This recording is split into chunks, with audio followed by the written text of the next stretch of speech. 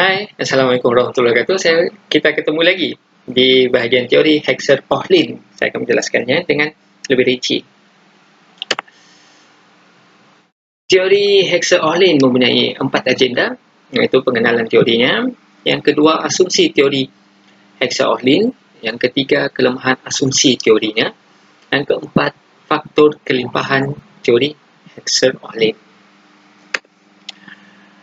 Baik, di sini saya akan menjelaskan bahagian pengenalan untuk teori Hexer-Ohlin.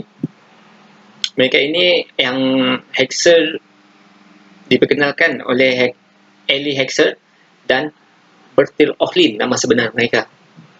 Teori perdagangan internasional moden dimulai ketika ekonomi Swedia, iaitu Elie Hexer pada tahun 1919 dan Bertil Ohlin 1933, telah mengemukakan penjelasan mengenai perdagangan internasional yang belum mampu dijelaskan dalam teori keunggulan komparatif yang pernah saya jelaskan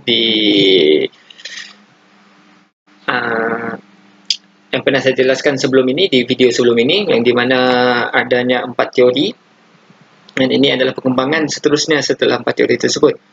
Teori Hexer-Ohlin menyatakan penyebab perbezaan produktivitas kerana adanya jumlah atau proporsi faktor produksi yang dimiliki endowment factors oleh masing-masing negara, sehingga selanjutnya menyebabkan terjadinya perbezaan harga barang yang dihasilkan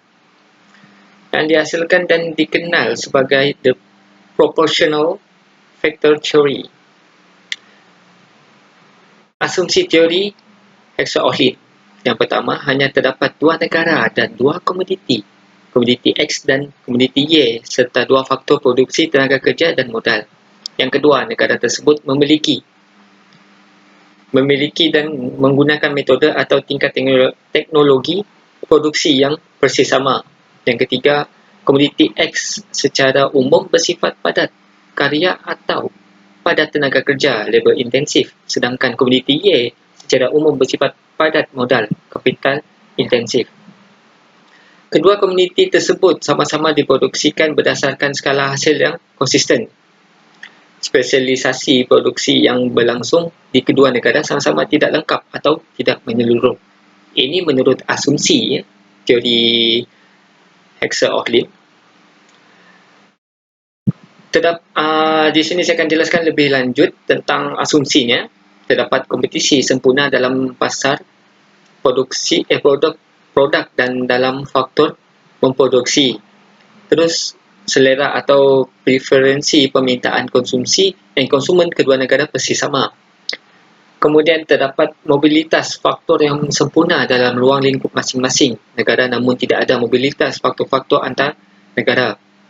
Perdagangan internasional yang terjadi sepenuhnya seimbang. Total nilai ekspor sama dengan total nilai impor. Kemudian semua sumber daya produktif atau faktor produksi pada masing-masing negara dapat dilakukan secara penuh dalam kegiatan produksi. Dan terakhir, sama sekali tidak ada biaya-biaya transportasi, tarif atau berbagai bentuk hambatan lainnya yang dapat mengurangi kebebasan arus perdagangan antara kedua negara. Asumsi ini hampir sama dengan teori yang sebelumnya, keunggulan absolut. Di sini pastilah ada kelemahan asumsi teori. Di mana-mana teori juga mempunyai kelebihan dan kelemahannya. Di sini akan jelaskan tentang kelemahan asumsi teori Hexer-Ohlin.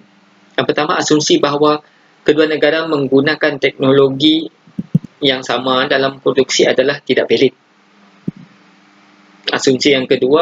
Kelemahan yang kedua adalah asumsi persaingan sempurna dalam sebuah pasar produk dan faktor produksi lebih menjadi masalah. Hal ini kerana sebahagian besar perdagangan adalah produk negara industri yang tertumpu pada diferensiasi produk. Yang ketiga, asumsi tidak ada mobilitas faktor internasional. Adanya mobilitas faktor secara internasional mampu mensubstitusikan perdagangan internasional yang menghasilkan kesamaan relatif harga produk dan faktor antar negara. Yang keempat, asumsi spesialisasi penuh suatu negara dalam memproduksi suatu komoditi jika melakukan perdagangan tidak sepenuhnya berlaku kerana banyak negara yang masih memproduksi komoditi yang sebahagian besar adalah dari impor. Dan terakhir saya akan menjelaskan tentang faktor kelimpahan. Faktor kelimpahan ini ada dua, iaitu berdasarkan unit fizik dan kedua berdasarkan perbandingan harga. Dalam faktor unit fizik, negara-negara kaya raya akan modal, iaitu capital abundant, jika perbandingan antara jumlah total dari modal dengan jumlah total dari tenaga kerja yang tersedia negara 2 lebih besar daripada negara 1. TK ataupun TL negara 2, TK ataupun TL negara 1. Yang kedua adalah berdasarkan perbandingan harga. Negara 2 kaya raya akan modal jika perbandingan antara harga modal yang disewakan dengan harga dari jam kerja adalah lebih rendah di negara 2 daripada di negara 1. PK dibagi sama PI negara 2 ataupun PK dikurangi dibagi sama PI negara 2 ataupun PK dibagi sama PL negara 1. Begitulah bagaimana untuk menghitungkan faktor kelimpahan sebuah negara. Sekian, itu saja daripada saya. Saya Usama dari Ekonomi Syariah. Assalamualaikum.